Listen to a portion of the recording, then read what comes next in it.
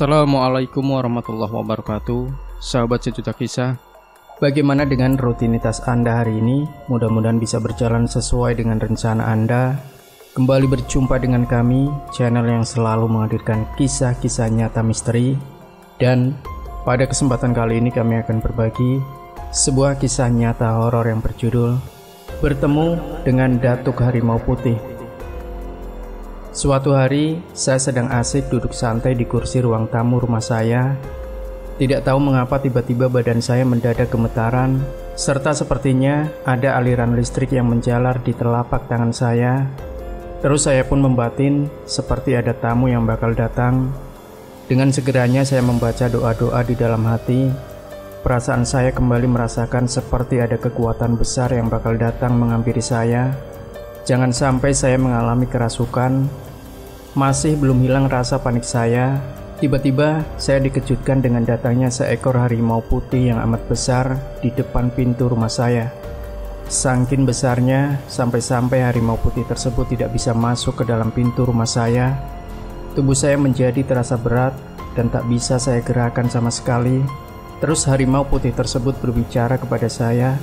"Naiklah ke punggung saya, tali perak," kata harimau putih tersebut kepada saya. Apa? Tali perak? Mengapa harimau putih tersebut memanggil saya dengan sebutan tali perak? Kata saya di dalam hati. Saya menjadi bingung dan mulut saya terasa terkunci untuk banyak bertanya.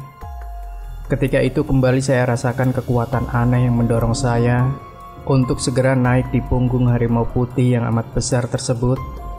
Di ruang tamu, saya lihat tubuh saya yang masih asik duduk santai di kursi. Tanpa dipandu, harimau putih tersebut pun melompat keluar dari rumah saya, terus membawa saya pergi jauh sekali. Di dalam perjalanan, sosok harimau putih itu memperkenalkan dirinya kepada saya, bahwa nama beliau ialah Datuk Harimau Putih. Antara sadar dan tidak sadar, harimau putih tersebut membawa saya melewati gunung-gunung serta hutan belantara. Waktu terasa begitu cepat berlalu. Tiba-tiba saya telah berada di desa, tempat di mana ayah saya dilahirkan. Dengan secepat kilat, harimau putih tersebut berlari melesat membawa saya pergi. Tiba-tiba saya dan harimau putih tersebut sudah berada di depan mulut gua. Saya perhatikan suasana gua tersebut sepertinya tidak asing lagi bagi saya. Sebab waktu dulu saya kerap singgah ke gua itu. Nama gua tersebut ialah Gua Putri, atau dengan sebutan Gua Si Pahit Lideh.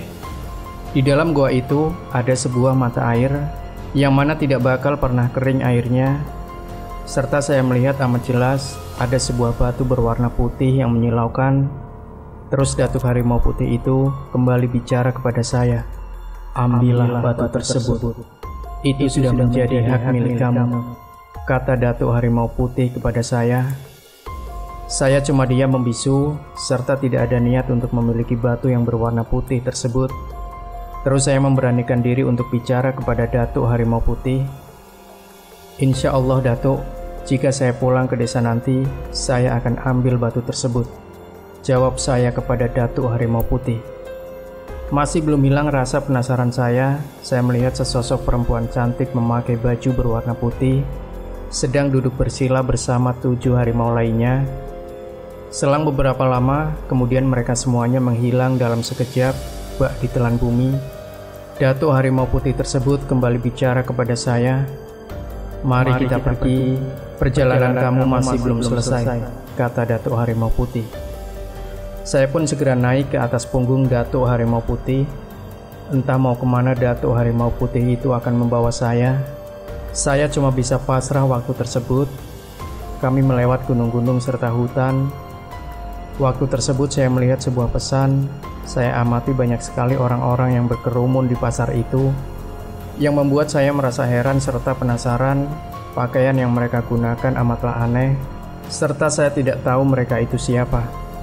Datuk Harimau Putih itu segera meneruskan perjalanan bersama saya, serta akhirnya Datuk Harimau Putih itu membawa saya ke dasar lautan samudra.